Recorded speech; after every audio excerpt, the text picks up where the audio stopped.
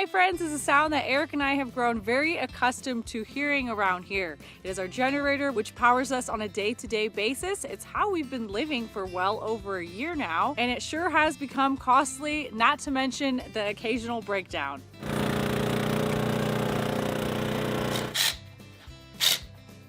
Got another generator sitting next to us by the fireplace.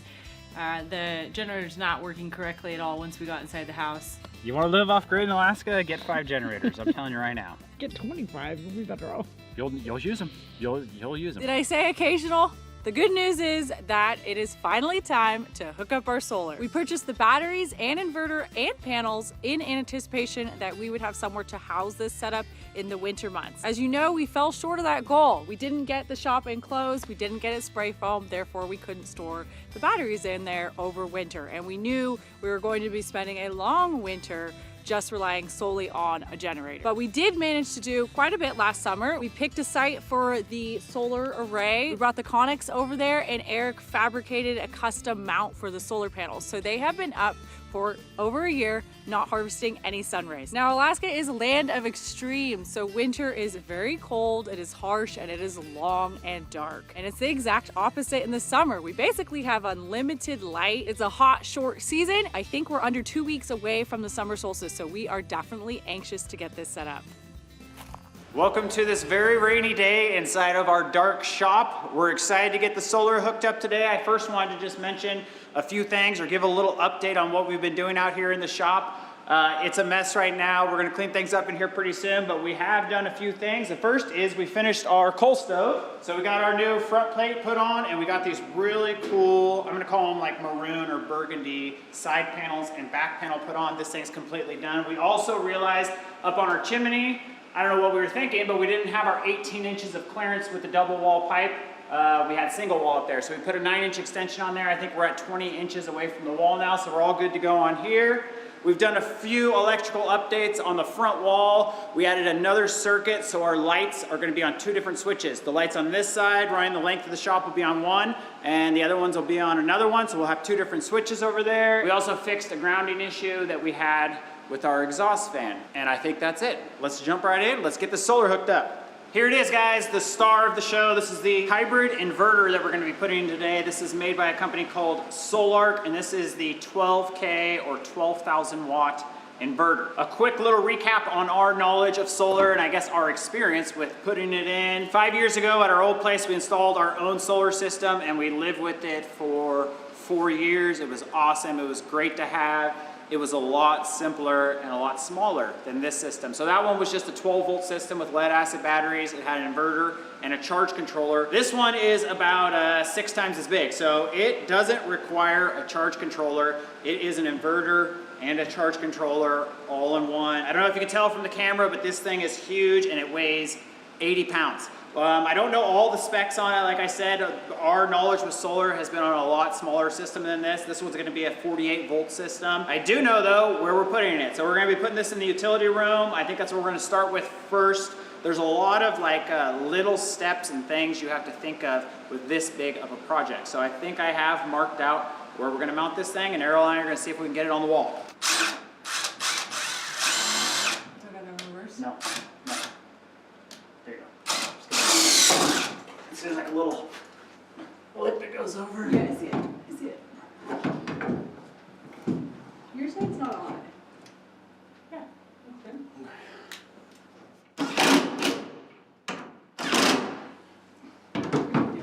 Okay, now she's on there. Yay! All right, we got the inverter mounted and it may seem kind of high. What I'm trying to do is plan ahead for if in the future we want to add extra batteries. And our utility room, we made it kind of on the smaller side so we can stuff everything in here and then we'd have more like shop space on the outside. So I think this room is like 11 feet by 9 feet, somewhere around there. And underneath the inverter, we're going to put something called a gutter trough or a gutter box, and it's basically to hide like electrical connections, and we're going to try to make everything look nice and neat and tidy on this install.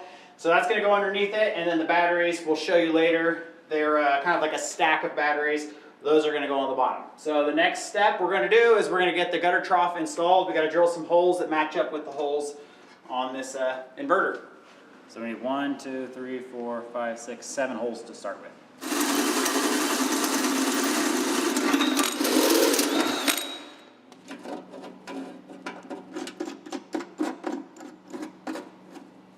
What we're doing here is we're putting these little flex connectors, so when a wire, let's say it's like the wire that goes from the solar panels to here, makes the connection, they're gonna go through this, it's gonna pop off the bottom, and then we're gonna have some flex, I guess it's called flex conduit, and it's gonna come down and it's gonna connect to the little gutter trough, and all that's gonna do is hide our wires and make this look nice and pretty. So I think we're gonna I'm putting almost all of them in this Sol-Ark.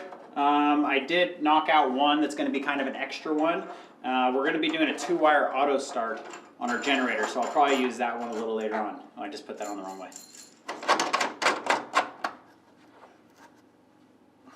See how those all line up? But here's the problem. We're gonna push it down a little and it has to mount against the wall so they don't line up. So I was gonna stick a 2x4 on the wall and bring it out to like right here. There it is. Whew, I was losing my strength. All right, so let's get this level.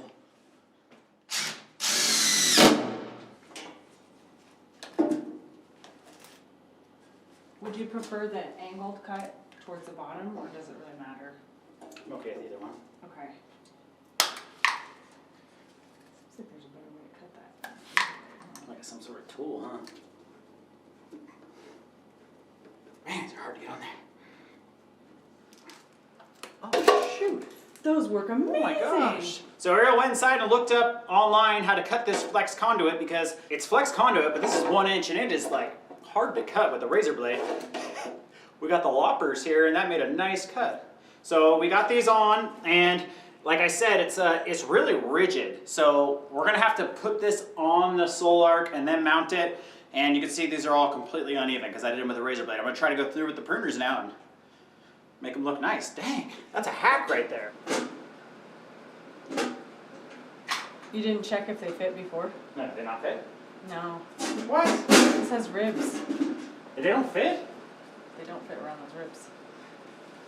Oh. Really? It's really unfortunate. And you won't be able to tweak them.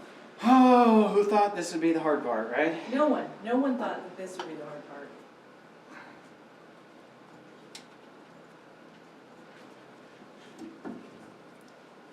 Alien tentacles. Up this end. Okay, grab some of those little rings. This one's real. Grab some of those little rings down there. Let's put this on. Honestly, I like exposed wire. I think it shows that there is electricity going on. We finally got it up.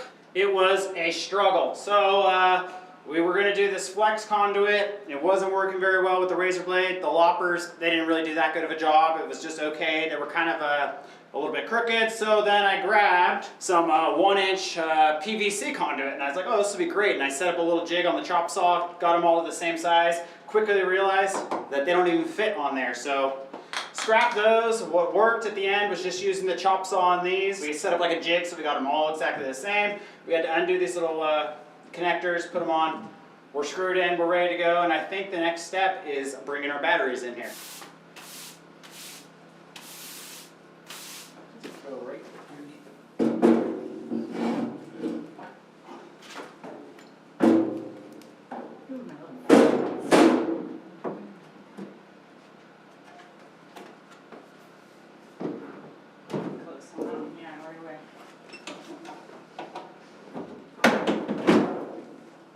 You could fit one more battery. There we go, folks. We got the batteries in place, and they're kind of disassembled right now. We still have some work to do to them to kind of get them to coincide with the Sol-Ark inverter. And these are HomeGrid batteries. I believe they're out of Nevada. And the HomeGrid batteries are kind of designed to go with a few inverters, and they're really designed to go with the Sol-Ark. They kind of just like work together. This is like the brain or the monitor for the batteries, and it's got a base plate on the bottom. We have 5 of these batteries, and this is called HomeGrid Stack'd series of batteries. So a whole stack, you can do up to 8 batteries. If you need more than that, you can do a whole nother stack, and you can just keep going until you have a ton of power. So right now we are sitting at, I believe these are like 4.8 kilowatts of power each. So we have 24 kilowatts of power, which is a ton. Our old solar system was just 4 flooded lead acid batteries. We still have it. It's out in the chicken coop working for us. Our energy demands here are just going to be way too big for that, and we're hoping that these are going to supply us with enough energy. And I did measure on top. I was trying to leave enough room for this, so in case it wasn't enough power and we wanted to go a full 8 batteries, we would have room. These things are way bigger than I thought they were going to be. We have room to put one more battery on here, so we could fit 6 in total. These are called lithium iron phosphate batteries. These HomeGrids are like, they're a newer battery, they're cutting edge, they're pretty high tech, and these are 48 volt batteries. So it's not like a combination that makes them 48 volt. Each single battery is 48 volts on its own. So why that's kind of cool is, in our situation, let's decide we want to add one more battery. You can just throw another battery on there. There's a lot of things about these batteries. They're just supposed to be awesome. One of the things I'm looking forward to is like, you can charge them down really far. I think like 20% you can charge them down to, which is going to be awesome. We'll go more into like these batteries and how they're working for us as we get time to use them. Right now, we've never used them. They're just sitting here. Let's get some stuff wired up. We're this close to having the batteries hooked into the inverter, and we can see if it'll turn on. There we go. Let's see where the batteries are at. Which we have 5. 1, 2, 3, 4, 5. There we go, we got the batteries powered on. I'm pretty stoked that they have power. So our solar guy, Jason, he told me that since the batteries have been sitting for so long since we bought them, we bought these over a year ago, and they've just been sitting in our crawl space. He said there's a chance that they could lose their charge.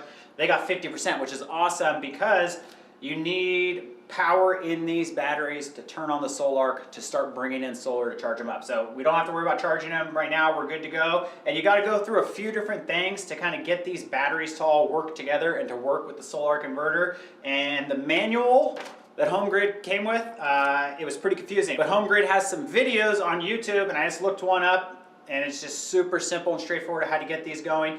I had to go in, and on each battery I have to flick these little switches, and that's going to tell the computer here, or the brain, which battery this is. So this is number 1, 2, 3, 4, 5, and then I had to go into a mode that was like the detection mode to kind of set things up, and then I had to program it on the side with just the little switches. It was super easy for the Sol-Ark inverter. So now that that's all done, it's saying these batteries have 50%. All of them are in working order. They're all turned on. It wants us now to turn this off.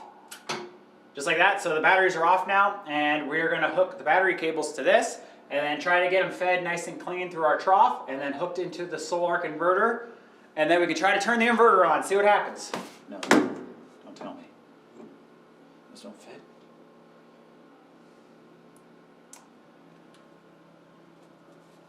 Shoot, is that not gonna fit over there?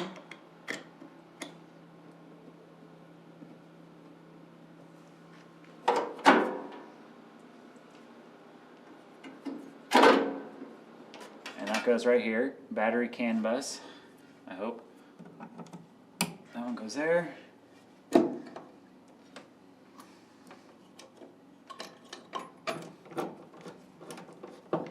Okay, moment of truth. Okay, there's nothing more I can do. Let's turn it on. Could it blow? Did you see something or no? Alright, for some reason we don't got power. I think this should be turning on, shouldn't it? So that one's hooked in the right one. I'm kind of scared of the whole electrical system, to be honest. Any sort of loud beeping usually means no bueno.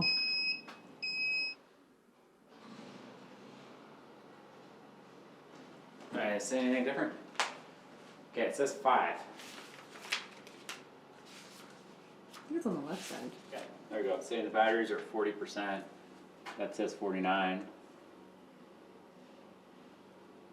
Success! We got the solar system hooked up. Well, we got the inverter hooked up to the batteries. These things are pretty cool. It says right here on the batteries that it's drawing 78 watts right now. I know this Sol-Ark inverter, it actually draws quite a bit of power just to power itself. So it's kind of interesting to know. And this one's saying 49% of the batteries. That's saying 39%. I don't know. We'll see. Anyways, we've got this hooked up kind of temporarily just to see if it works. I'm realizing being out here and actually getting my hands on this project, I'm missing some things. Most of them are just like little connectors so we can make this thing look really good. I have a lot of these, but I don't have anything as big as I need. Luckily, we are going to Fairbanks tomorrow, so I'm going to pick up some when we're there. We're having a little bit of trouble getting it going. The batteries just weren't turning on. I was like, what's going on? So I took the side panels off again and kind of like we re-went through the steps of like booting this thing up. and then the inverter popped on, and I've turned it off and on a couple times. It seems to be working. I'm gonna get this thing buttoned back up, and the last thing we wanna do tonight is we're gonna see if we can get our breaker box mounted. It's going right there. I'm gonna shut this down. Ready? I guess I probably should have shut this off first. No battery. Okay, I need you to take that pencil. Let's see where we want this thing. Right there? Yeah.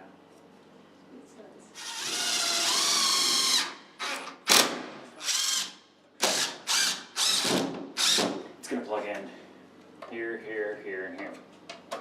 And then we'll have power to this. Cool. And then we're gonna take our big breaker, which I think it's up there, and we're gonna put it right here, and that's where our really thick wire comes, and we're gonna run it out one of these. Well, I've been busy out here this morning, and as you can tell, we've got things cleaned up. I'm super, I guess, excited and proud on how this thing is turning out. We wanted a really clean install, and yesterday when we went to Fairbanks, I picked up a few more pieces of supply that's gonna help us have it look really nice. So here's our gutter box, and I really like this thing, is it just looks nice. And then on the inside, it's where all of our wires are gonna be hid. So right now we just have the 2 battery cables, we have our communication cable, and soon we'll have a wire that comes in here that's gonna go to our generator. We'll have the solar panels that come in here, and they're all gonna be hidden inside this little box. And I've got everything wrapped in 1-inch flex conduit right now, positive and negative battery. And then we've got this one here, and this is going to be our wire that's going to connect our Sol-Ark inverter to our main breaker panel that we just put in the other day. And inside we have 6-3 wires, so it's a 6-gauge wire, and then it's got 3 wires plus the ground. It's got the white for neutral, and then the 2 hots, the black and the red. And we've got it strung in the box down this piece of conduit, and then it's going into our little panel ready to be installed. We're first going to hook it up inside the inverter. These inverters are pretty user-friendly, and the Sol-Ark, it actually has a really good manual that's easy to understand if you're doing this yourself, which we are. We're going to be hooking in to load. So load is when your power is going to be coming out of the inverter, which ours is going to go into our breaker box. There's a couple different ones on here. There's gen for generator, and there's grid. So this inverter you can use if you like have electricity at your house already and you want to hook into your grid. You can sell back power and you can do things like that. We're not going to be using that obviously because we don't have power. We have a set of breakers in here, and that's where we're going to hook into our power. So this is going to be putting out 240 volts. So we're going to have 2 hot wires. They're going to go there. Tells you where they go. There's N down here. That's our neutral wire. That's where that one's going to go. And then you got the ground, where our ground wire is going to go. And this is not bonded, so the neutral and the ground are separate on the inverter. All right, let's get these hooked in. Is that? Okay. Yeah, it's in there. Let's get this one in. Well, this is off. It's down. Yeah, off is down, usually. So maybe green's like, you're good. It's off. Yeah, maybe. Like red's warming. Okay, let's leave it like that. We're officially hooked into the inverter, and we are run over to our main breaker panel, I guess we'll call it. And this is where we're going to bond the neutral and the ground, so they're going to be connected in the same place. And we did that by placing this green screw, which this comes with, and this is a is this a 200? This is a 200 amp panel, so it's quite big. I doubt we're ever going to fill all these spaces up, but we had the room in here, so we put this one in. We're going to be hooking up 240 volts to this, so we're going to have a hot, a neutral, and our ground. Right now, all the power is off. Obviously, we won't be doing this and get shocked, so we're going to hook it up pretty much the same way we hooked it in there, get it hooked in these terminals, and then we're going to fire things up. I got to reboot the batteries because I disconnected the battery terminals this morning. I put some new shrink wrap on them, so I'll do that. We'll get it fired up, and then we'll be able to test if we've got power over here. All right, so this is the same thing we did over there.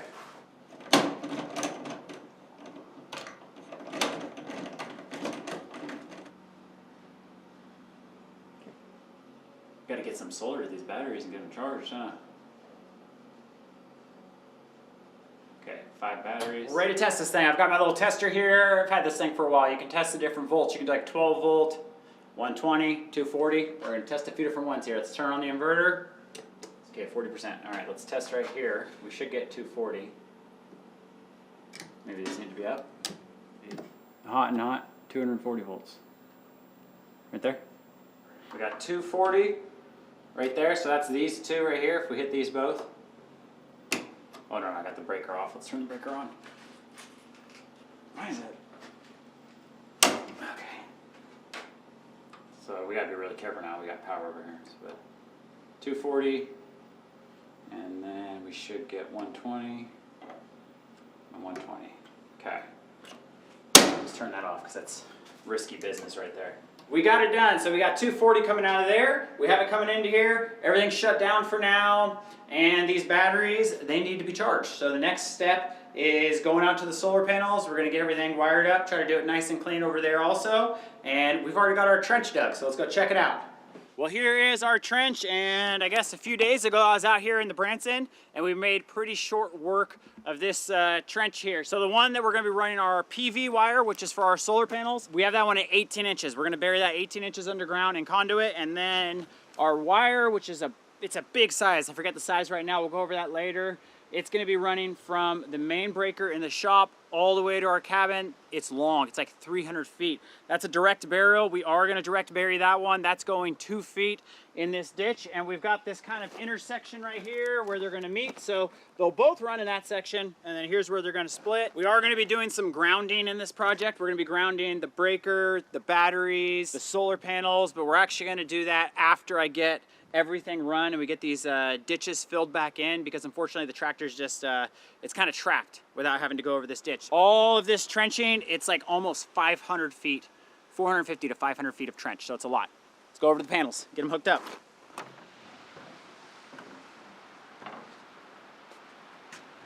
Come on up. Welcome to the back of the solar panel array. We chose to mount ours up on top of our Connex to get them a little higher off the ground and get some more sun in the winter months. And we have 12 panels, Canadian solar panels. They are 310 watts each. We have quite a bit of power running out here. So what we're gonna do is we're gonna run these 2 runs of 6 panels. So we'll have 6 panels connected together in series, and then we'll have the other 6 connected in series, and then we'll be running a positive and negative for each one over to the shop, which is gonna be 4 wires. And to connect them in series is relatively simple. Each one of these solar panels has a positive and a negative wire on there. So this one's the negative, it's labeled, and this one says plus, and it's got the positive. So you got the negative and the positive, and they have separate ends on there, so you're not gonna mix these up. And what we'll do is we'll start on that top one. I gotta get a ladder because I can't reach it.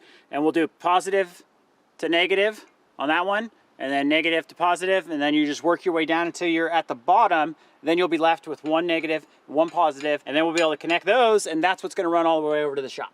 I believe that's how you do it. We'll see.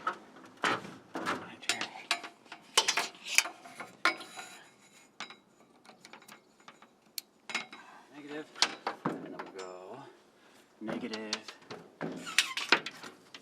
positive. Okay.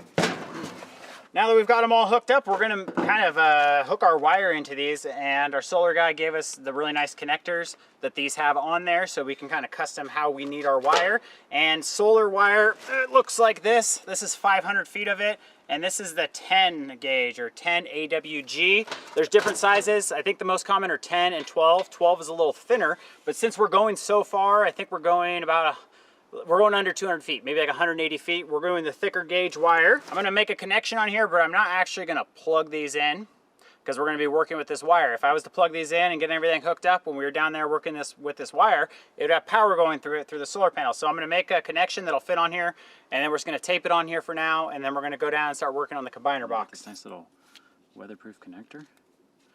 Look at this. And then when we're ready, that one will go on there. So what I'm gonna do is tape this on here. Let's tape these here for now. Your hands are sweaty, huh? That was my hand. Okay, let's grab our stuff and head down.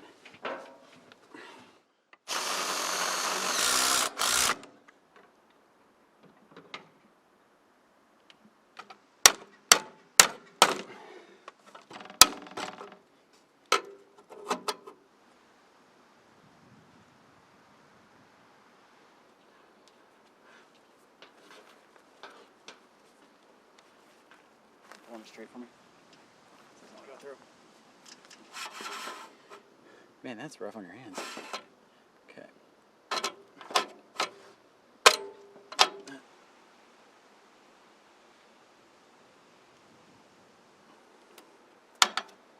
Okay, these are the bottom panels.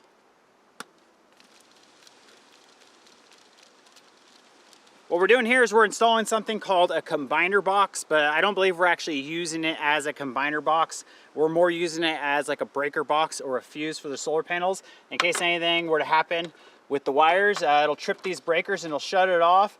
And I think what a lot of people do with these is they will combine them. So they'll take the two sets we had up there and then they'll combine them using a breaker, your negative, and a ground, and then they'll put it into just 2 wires. We're just gonna run 4 wires all the way to the shop. So we're not actually combining anything. So we've got the hots coming off, or the positives coming off the solar panels into these breakers, and we don't have them coming out quite yet. As soon as we get our wire ran over here, we'll be able to kind of get all the negatives and everything like that hooked up. But the next thing we're gonna do is something that is new to us, and that's laying conduit in the ground and pulling wire through. So let's see how this goes. Quick interruption. I'm gonna show you our state flower, and we're gonna check on the baby birds.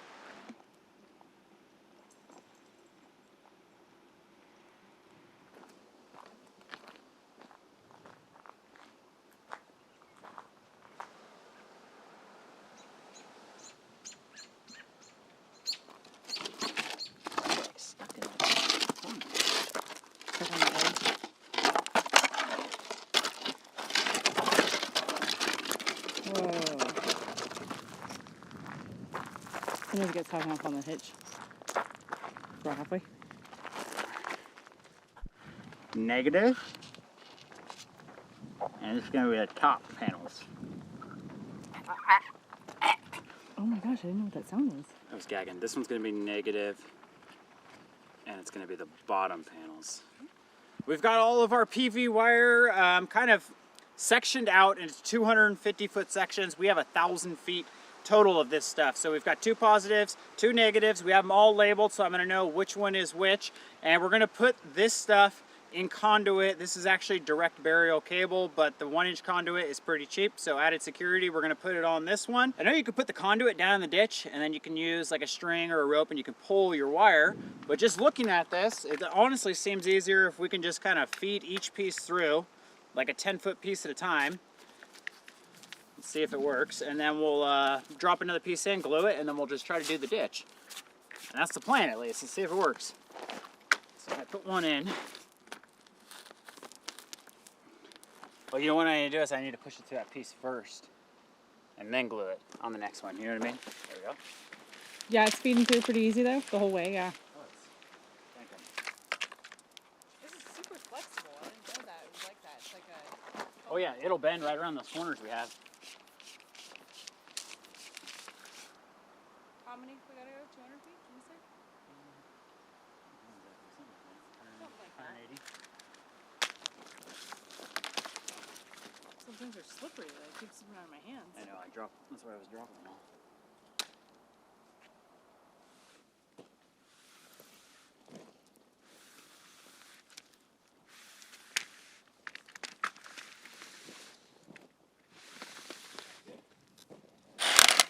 Whoa. Yeah, push that one through.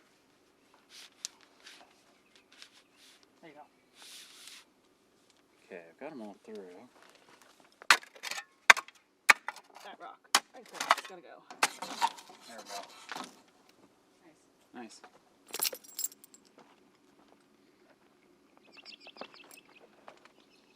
Ah, they're biting.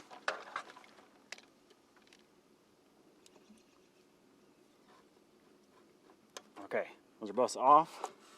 Positive, positive. Quick look at what this combiner box turned out for us. It looks pretty good. And we've got our breakers off for now because we're gonna be heading up top to hook up the negatives, and then we'll plug in those positives. Both breakers right here. These are the negative wires. If you go down the conduit, that's what leads all 4 wires to the Quonset hut. And then these 2 pieces of the 1/2-inch flex conduit, that has 2 wires each that go up to the panels. And then we are going to ground the solar panels. When I get this all filled in, we can get the tractor over here, and the ground's gonna go to this bus bar over here, and then a wire will run up to the panels. It's got a pretty cool grounding system. We'll show you guys later. And then when you close it, I'm not gonna close it all the way because it's kind of hard to get off, but I'm gonna look something like that. And then to shut the whole thing, you'll shut it down. Pretty slick.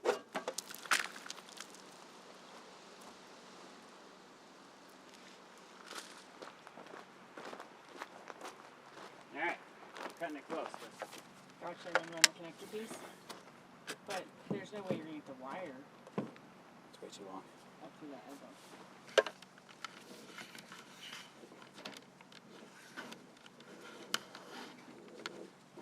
What part of the Sol-Ark do you have to make it to? The underneath of it. We are cutting it close on our solar wire, and I'm thinking we're just barely gonna have enough to reach the inverter. We had to go through the ditch and kind of straighten things out, do a little scraping on the corners, but we were almost there. Man, this is one of those projects I was like, today will be the easy day. Just hook up the solar panels. No, it's getting late. We want to get there though. That's good. That'll fit on there.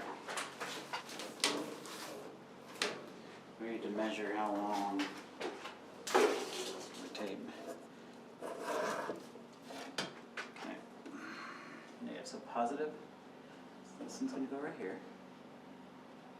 And she's in. No. Nothing. Oh, should it say signal on or should it not? Nothing changed. What's this off red switch on there? Just so I know. Oh, that's the switch. That's how you turn the panels on. They're off right now. Oh, because that looks like a... So if it's like, this is like an emergency to turn the panels That's what I off. was just asking. It looked like an emergency. I know I brought you here for some reason. Alright, you ready? Now we're gonna turn it on. DC. Yay! I don't know. It's not pulling anything in yet. Yay! Oh, there it goes. See it? It's pulling it in. See, it's not instantaneous, hun. And your batteries are going up. It's pulling it in.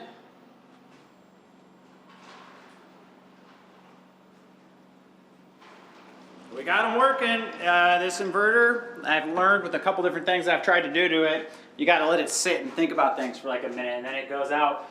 But it's pulling in the solar right there. This is a really cool inverter. It's got a touch screen on it, so I'll have to go in there and set. 39%. Yeah, it's already charging the batteries. I'll set the parameters for like, you have to set this one for the batteries and everything, and certain charges, absorb, bulk, float, equalization, but it's pulling in 0.31 kilowatts, which is 300 watts. Solar panels are like In complete shade right now. Yay!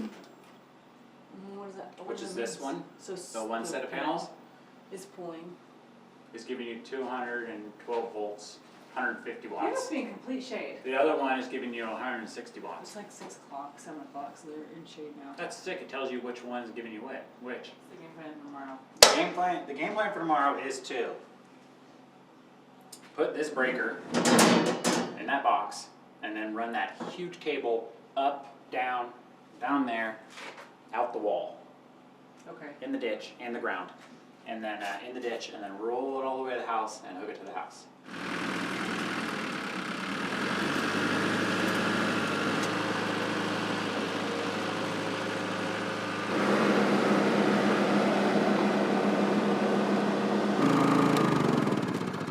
Well, if everything goes as planned today, that will be the last time that we use this generator to power the house. We're gonna get started running the wire. Let me show you the wire we're using. We're going quite the length. So I just measured it to get our exact measurement in the ditch, and we're from the house to the back of the shop. We are 280 feet plus some room inside the shop. So we have 320 feet of wire. We are using a aluminum wire, and this is a 1/0 gauge. So it's huge. This one consists of 3 wires. We're gonna have the neutral, which has the yellow on there. We're gonna have the 2 hots, and then we've got a separate ground. The ground we're using, that's actually an 8 gauge. But I mean, look at these things. They're absolutely huge. They're about the size of my pinky, and you have to do a wire this big because of the distance we're going. So I mentioned it's over 280 feet. What we're gonna do is hopefully use this little wheel on the forks here with this piece of pipe and see if we can just like pull it out. And then we're gonna run it the whole length of the ditch, all the way to the back of the shop. We'll kind of stash the extra over there, and then we're gonna start wiring it into the cabin first. We'll see how it goes. Might have to space it a little.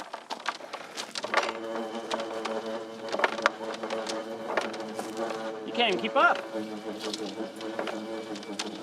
We've got our wire run or laid through this ditch here, and it actually went pretty smooth. This wire is easy to work with. It didn't stay all coiled up on us, and this is the situation over at the house. So now we run off a generator, which this is the cord right here, and it plugs into this transfer switch.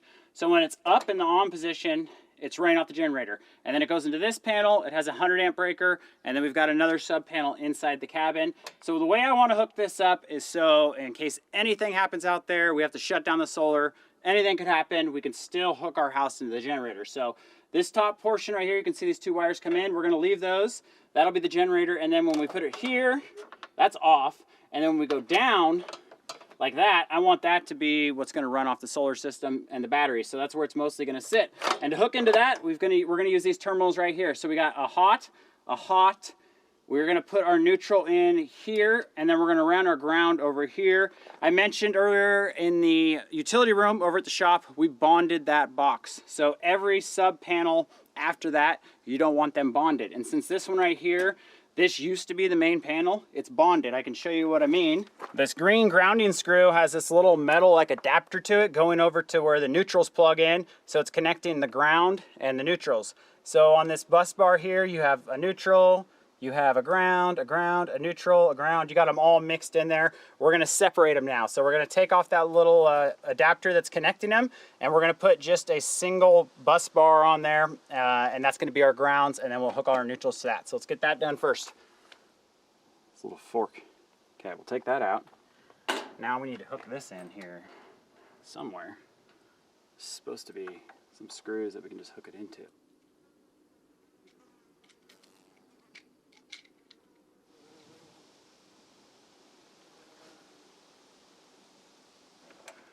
The house is now hooked up correctly. Neutrals, grounds. Wow, that's really cool. 1.5 inch, heavy. Okay. Yeah. All right, so that we need less than that actually. We only need about Do you want me to pull it back? that much right there. And we're gonna put it all through here. Whoa, this is gonna be some really.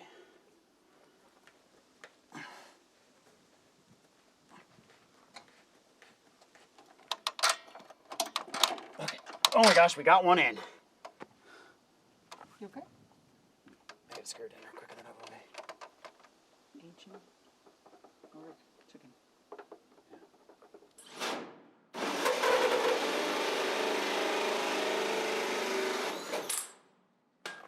I don't know if it's even gonna work through this. Yeah. Oh, It's this gotta be a 90 shade. All right, your job is to pull this all the way down. I'm going over here. Let's do one at a time. Hey, hon, could you pull the,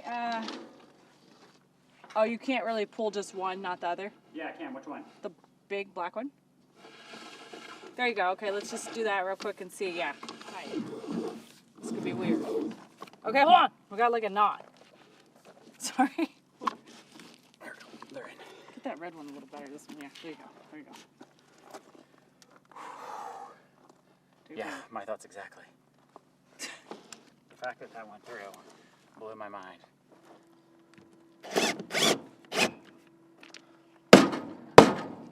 Tap that wire. Here, you gotta yank. See how it's. 3,020 watts. I thought that was the most we could get. 3,700 is the most our panels can get.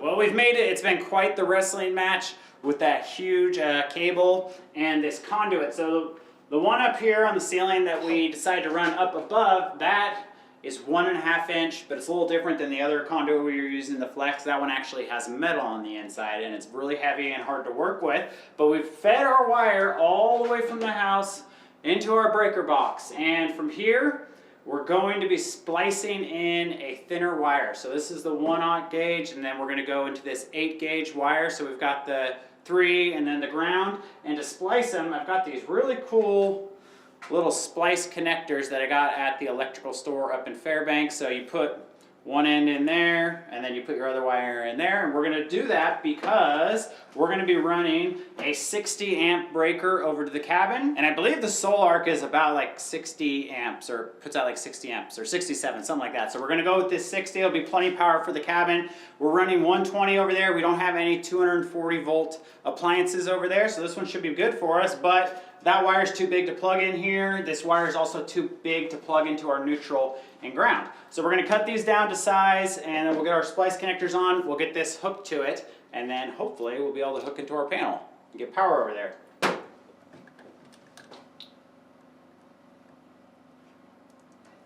Let's put those up there. I might have these a little on the long side, but so you stick them like that, and you stick them like that. Let's make sure it's off. Yeah. Okay, we're off. Everything's off. So let's turn everything on. We're gonna see if we have power at the cabin. Want to see the lights turn on? Probably. All right. You have the generator on up there? I shouldn't. I have our generator on for this light. We got power here. We shouldn't have power here. I'm gonna flip the switch. You ready? Ready. Okay, we have power here. Now I'm gonna flip that one. You ready? What should happen? The lights should turn on in the house. Okay, nothing blew up. Unless you turn the lights off. No, nothing's on. No, I didn't turn any lights Okay, off. so let's go back out there unless something's going on. We've got the transfer switch on the generator, so that's why it's not working in there yet. I'm gonna switch it down to solar. Did You hear that? The oven just turned on. Yeah. Let's go look. The clock. Let's go look. Okay. Lights. These ones are always messed up. Okay. No problem there. The only bulb's flickering. Why are those flickering? Nothing else is flickering. 3 kilowatts coming in from solar, so 3,000 watts coming in. The house right now is using 1.2 kilowatts, so it's using 1,200 watts for the well pump. The well that's probably pump on is right now. The freezer, the lights, Yeah, I was like, that's a lot. and 1,200 watts.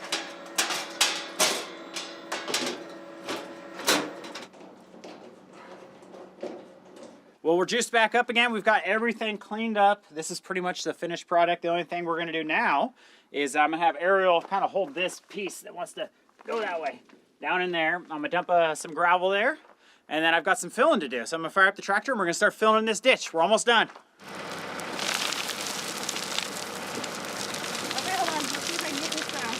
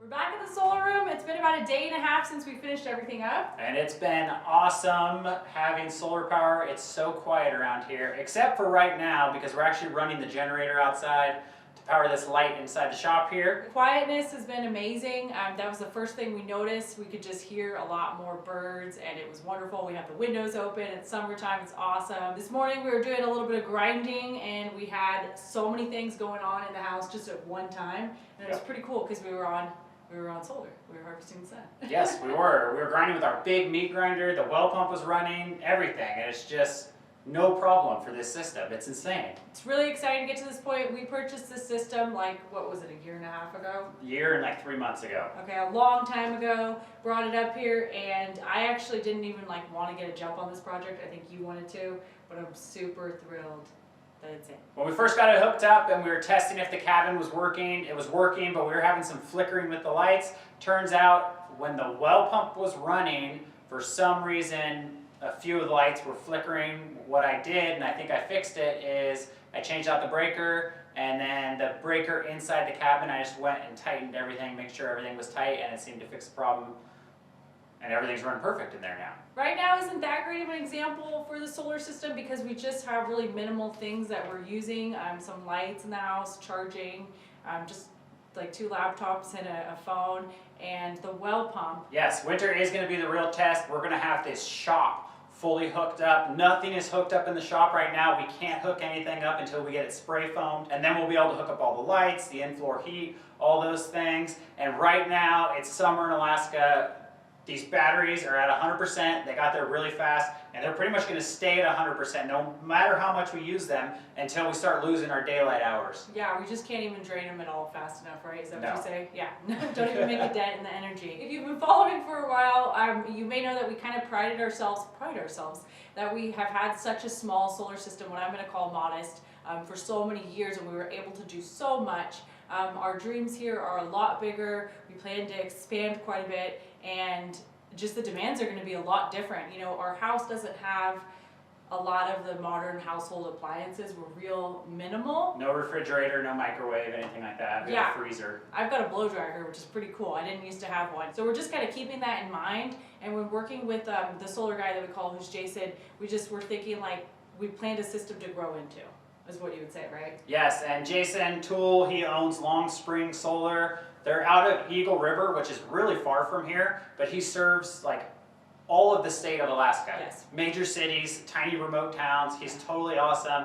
He does have awesome customer service, great pricing. That's part of the reason we went with Jason. The system itself was designed by him. So we basically told him our power needs, and he said, let's do this, let's do this, let's do this. And when we met up with him and picked this whole system up, every little tiny thing was there, every little detail, which made this like an extremely easy, well, not easy, but a doable DIY project. Yeah, for Eric, not for me. There's no way we'd have solar if I was hooking it up. The inverter is huge. It's a 12 kilowatt. We'll never have to size that up. It's going to be plenty for anything we could throw at it. And then the batteries, we can fit one more battery in there if we need to.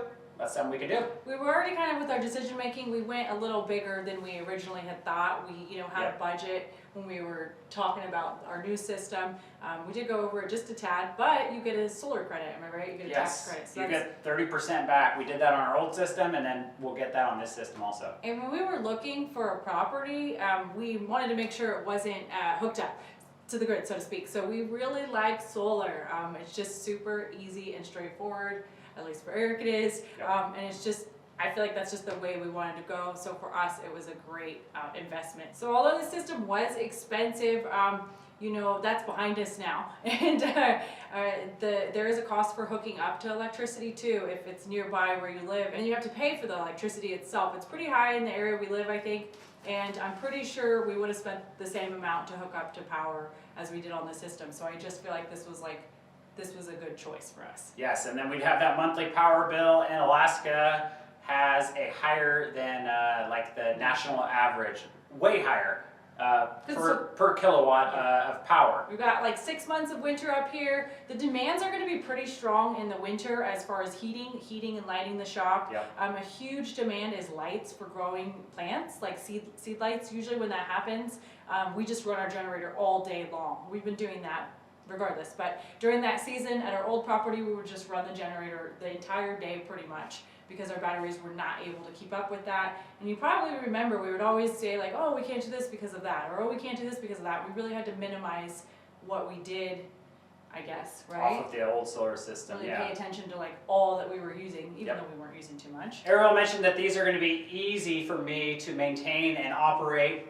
Lithium batteries, it's not low maintenance, it's no maintenance. We will do nothing to the batteries. The inverter is going to sit as is, and once we get everything spray foamed, we'll be able to put our generator right here, which I got wired to do a 2-wire auto start. So this Sol-Ark inverter, I can program it to kick on when the batteries get to a certain percentage, whether you want to do like 20, 30, or 40%. It'll fire up the generator, it'll charge up the system, completely on its own. You just got to make sure you got diesel in the fuel tank. And of course, we're going to be just troubleshooting this as our energy needs grow and seeing, like, are we going to run, like, if Eric's running a tool, you know, we're probably going to still have generators out here would be my guess.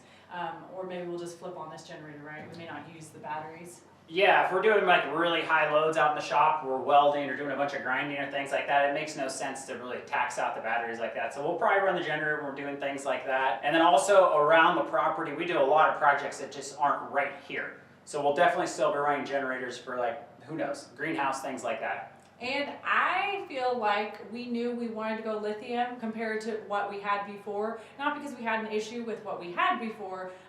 You know, lithium is more expensive, they're longer lived. You can deplete them like almost all the way, which was a huge thing for us. And that is why we really, I feel like we have such a, is this a big battery storage or bank, would you say? Maybe it's not that big. No, I don't really know. It's 24 kilowatts of battery power. The goal is to go a few days in winter without having to charge it up, right? Yes, that's our goal. We don't know until we get to winter. We'd like to go, first off, we're talking dead of winter when you're not going to get any solar at all. You're going to be running everything directly off the batteries when they get low, and then it'll recharge. So we'll see this winter how we do. And the batteries have a life expectancy of 20 years and a warranty for 10 years, which is awesome. Also, this stack right here, 5 batteries, is 650 pounds. So this is some heavy duty, huge batteries.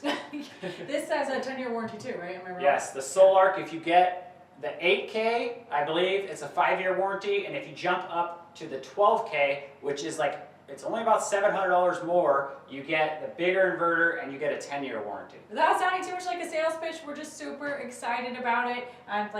We've said, it's just been a long time, and it's just super cool to have it working. We're obviously going to be talking about it a little bit more in the future, but we just wanted to cover why we went, you know, some of our thought processes, the decisions that we came to, and why we went that route. Yeah, and I'm excited. So we'll do a lot of testing on it this winter and put a lot of use on it, and we'll see how it does for us. And we'll catch you on the next episode. See ya. See, this has 100%. I figured out what SOH means. State of... SOH, state of health. So they're brand new batteries. They're saying that these will charge, and they're 100% batteries. They're like in full health.